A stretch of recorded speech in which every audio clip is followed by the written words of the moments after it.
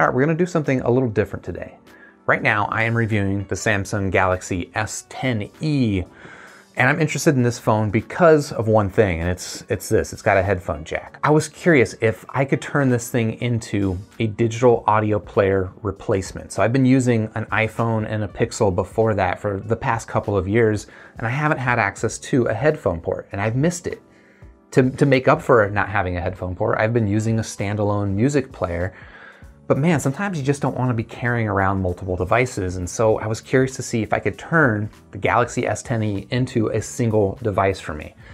And in short, I've got this thing pretty close. I've made this a pretty convincing digital audio player. So I'm going to take you through a number of steps that I think will take a Galaxy S10e and turn it into a really convincing DAP. And we're going to start with some basic steps like hardware purchases. We're going to get into a little bit more advanced stuff, right? Some software that you should run and a few settings that you should tweak that I think make this a better DAP.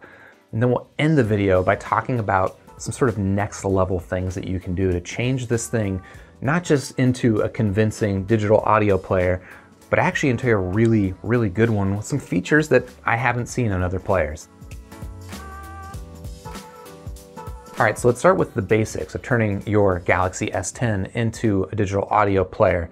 And that starts by purchasing a Galaxy S10. And personally, I went with the Galaxy S10e just because, well, I guess the features of the more expensive Galaxy S10s don't have any bearing on how good of an audio player can be. In fact, the fact that this thing is smaller than the other S10s, I think is actually an advantage for the S10e. So I went with the S10e. The second purchase you want to make is, I think, a micro SD card. So this thing actually comes with 128 gigabytes of space out of the box, right? That's the default. That is the least amount of space you can get. And for most people, that's actually probably going to be plenty. But if you want to use your phone as a normal phone and you don't want to have to worry about your audio library taking up a large chunk of space, you should pick up a micro SD card and you can add it into the Galaxy S10. So I've got a 128 gigabyte SanDisk card in here that only cost around 20 bucks on Amazon. And for me, that's $20 well spent because now I don't have to worry about, photos or videos or apps or anything else on here. I don't have to worry about running out of space for those because I've taken up so much space with my audio library. And then the third purchase that you want to make for this conversion is just invest in a nice pair of headphones. So the Samsung Galaxy S10, including the S10e, actually comes with a pretty nice pair of in-ear monitors, the Samsung AKGs. I've got a couple of pairs here that I've been listening to for a while, and they're pretty solid, especially compared to something like the Apple EarPods. Definitely better than that. But if you want to take your audio to the next level, if you're investing in this thing for audio quality, there are a few other headphones I would recommend. So if you want to keep your purchase to under $50, the two headphones I would recommend are the KZ-AS06 and the Moondrop Crescent. I think those are both pretty strong sounding headphones in that budget range, and they've also got, pretty strong bass. If you're willing to spend a little bit more but still keep it under $100, the Tin Hi-Fi T3 is like my absolute favorite recommendation. It doesn't have quite as much bass as the AS06 or the Moondrop Crescent, but the T3 it's got a cleaner, more natural sound to my ear. And that's really a headphone I love to listen to music on. And then if you're okay spending up to $100, the FiO FA1, I think is a really nice sounding headphone. Again, nice, clean, natural sound, not a lot of bass. If you want a lot of bass, I would stick to those lower budget options, but the FiO FA1 is just a really nice in-ear monitor for the price. And I think it's a really good match for the Samsung S10. So now you got the right hardware. What are the next more advanced steps to turn this thing into a nice audio player? And I'm gonna start by suggesting that you load your own music onto this. Yes, you can use streaming services, you can use Spotify, you can use Tidal, it's good for that. But if you really wanna take your audio to the next level, I recommend loading this thing up with your own music library, right? Your own hard, either 320 kilobit per second MP3 files, or even better, your own lossless files. And I'm not gonna tell you how to rip your own lossless files or where to buy them or where to illegally download them. But get your own lossless files and put them on this device. Once you have your lossless files on here, you're gonna wanna find the right software to play those files. And I've got a couple of recommendations. The app that I like is one that is called PULSAR, and this is it right here. It's just a really simple, clean app with sort of a basic material design. It doesn't do anything fancy, but it's just nice and convenient to use. And it's consistent.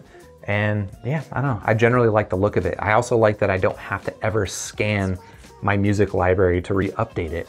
It just updates it automatically, and that much I appreciate. Another app that comes recommended is an app called POWERAMP, which has got a little bit more flashy UI, which I could give or take. I think it looks cool, but that's not why I like it. I think what makes POWERAMP especially interesting is that it's got a really powerful and detailed EQ. So if you like to EQ your headphones or EQ your sound, POWERAMP seems pretty good for that, and shout outs to HeadTool for that recommendation.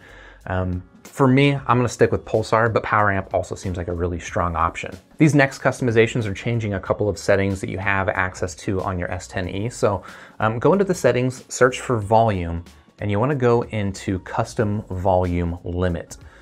There you can turn on a custom volume limit and then crank the volume slider all the way to the right. And what that's gonna do is it's gonna actually avoid kind of an annoying thing that the Galaxy does, is that if you are setting the volume really loud on this thing, the phone will stop you and warn you that you could be damaging your hearing. And that's good to know, except it kind of ignores the fact that not all headphones make the same amount of volume at the same level.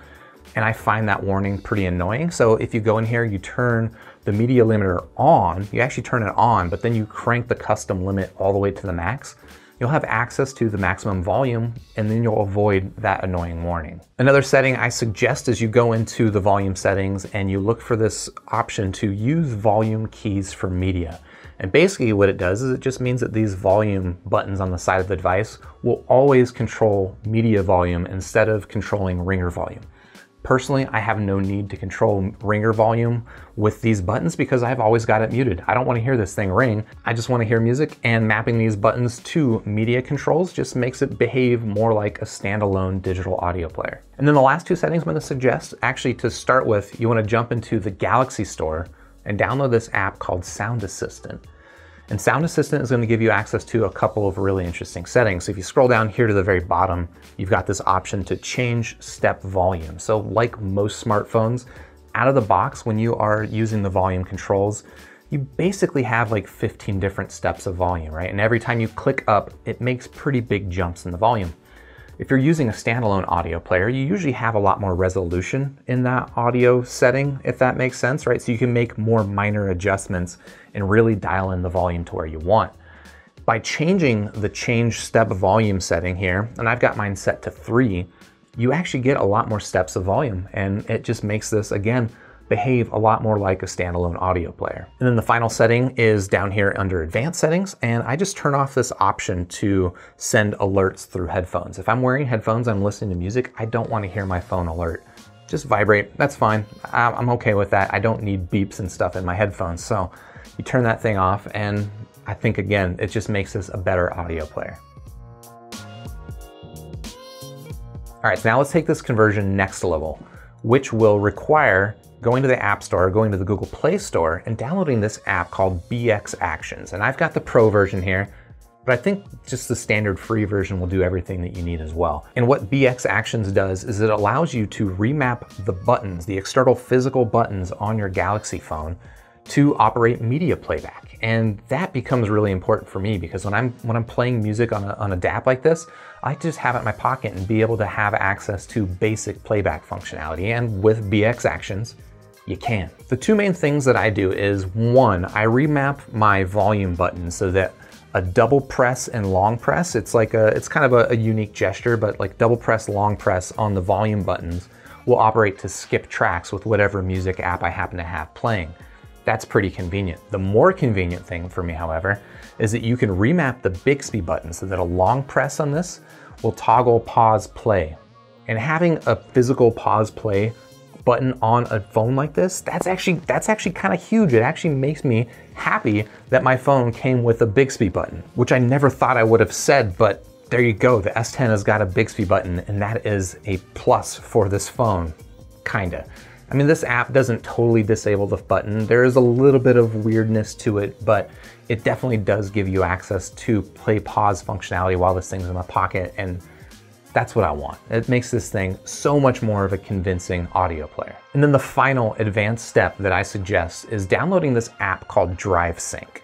And this is available in the Google Play Store. It doesn't require rooting or anything like that. And what it does is it allows you to set up folder pairings with your phone and your Google Drive account. If you don't already have Google Drive, okay, well, this is not going to apply to you, but I use Google Drive all the time. In fact, I've got a Google Drive folder on my desktop computer that's synced up to the cloud, and that has all my music in it. And what I can do is I can set up a pairing where this thing will sync any music that is in that Google Drive folder to my micro SD card. So anytime I rip a new album to my computer, it uploads itself into Google Drive, which then automatically syncs up with my library here on my phone. I don't have to do anything. There's no cables, there's no manual syncing process. If you've ever managed a large music library, you know that stuff is just it's a pain in the butt. It is not fun. And I think having this phone with a Wi-Fi connection and the DRIVESYNC app playing my music through PULSAR, it makes this a really convenient way to just automatically sync the library. And I just don't have to worry about it. And for me, that's a huge advantage of having something like this versus even, you know, a real digital audio player. Because I've got my Sony Walkman, which I love, but I have to manually drag and drop folders and files and playlists and stuff. I have to manually do that every time I get a new album. With this, with DRIVESYNC, I don't have to worry about it, and that is huge. So that's it, and that's how I've converted my S10e into a very solid digital audio player. The audio quality out of this headphone jack is nice and clean. It doesn't have quite the power that you would get out of a standalone player, but for most in-ear monitors, like portable headphones, it's plenty. Having access to physical buttons on this thing to control playback, and the fact that my media library automatically syncs up with this thing, just makes this in some ways more convenient than some standalone audio players that I've used. And to have that packed into a very well performing smartphone, I don't know, I might not need my Sony Walkman anymore. But that's assuming I stick with the S10e, and this is not a review of the phone. If you want the review, you can subscribe to the channel. If you like this video, you can hit the like button, share it with a friend, and then I'll see you on the next super review.